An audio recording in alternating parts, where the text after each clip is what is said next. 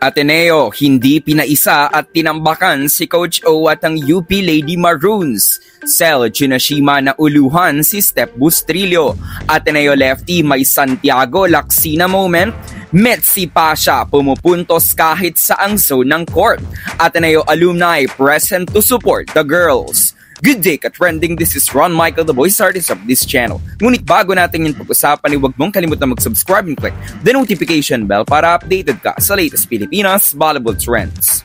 Inilista ng Ateneo Lady Eagles ang kanilang third win of the season matapos ang mabilisang panalo ng girls laban sa koponan ng kanilang former mentor Coach Oliver Almadro.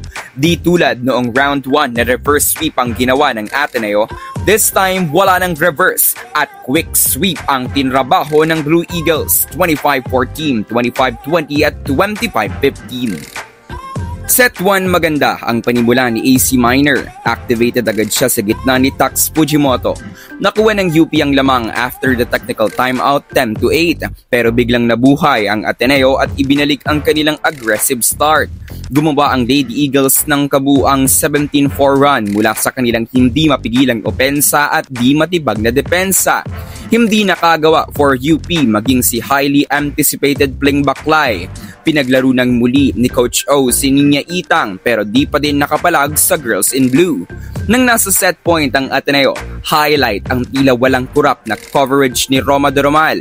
Ito nga ang nagbigay daan para sa statement first set win ng Ateneo 25-14. Second set tabla ang score 12-all pero bigla na lang kumayod ang Ateneo at kumartada ng 4 straight points. May pagkakataong makahabol at makadikit ang UP pero sadyang madaming pinapakawalang bala ang Ateneo.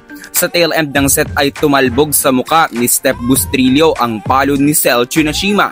Si Giselle nga din ang tumapos ng set 2 25-20. Third set ahead pa din ang Ateneo.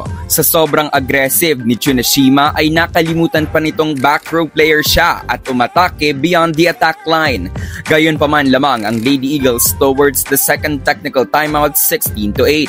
Nagpakitang gilas din si Metsi Pasha na kahit saang zone sa front line ay pumupuntos, mapa-middle blocker, outside spiker or opposite hitter. Dahil sa komportabling lamang ng Ateneo ay nabigyan pa ni Coach Sergio ng court time si Mtea Selga. Nakagawa si Selga ng attack point at siya din ang tumapos ng game with a service ace 25-15. Player of the game si Giselle Tsunashima with 16 points from 13 attacks, 3 blocks and 48% attack efficiency. Lamang sa lahat ng kategory ang Ateneo, matindi ang 41 attacks ng Lady Eagles as compared sa 25 lang ng Lady Maroons.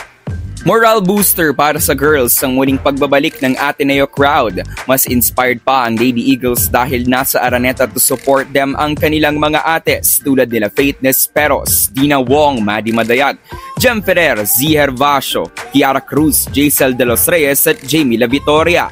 Aakyat sa 3-6 ang record ng Ateneo habang lalagapak naman sa 1-8 ang kartada ng UP. So that's it for today's video ka-trending. Don't forget to subscribe and click the notification bell para updated ka sa latest ganap ng women's volleyball sa Pinas. Thanks for watching. Bye for now!